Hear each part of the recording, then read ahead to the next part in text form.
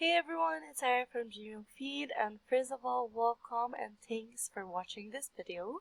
If you're new here, please don't forget to check our channel and also subscribe.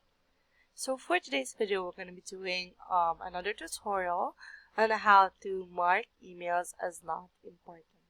Okay, so the first thing that you'll need to do is, of course, log into your Gmail account. Next is mark all or select all the emails that you want to mark as not important. After selecting them, click this three dots which is entitled more, and then mark it as not important. So you can also undo it and also mark it again as not important as much as you want. So that's basically it on how to mark emails as not important.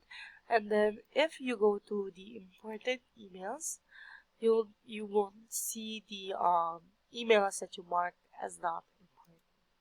So there you have it. Thank you very much for watching. Please don't forget to like, comment, and subscribe. Also, you can turn on the notification bell so you'll be notified whenever we upload another video. And thank you very much for watching. See you on our next one. Bye!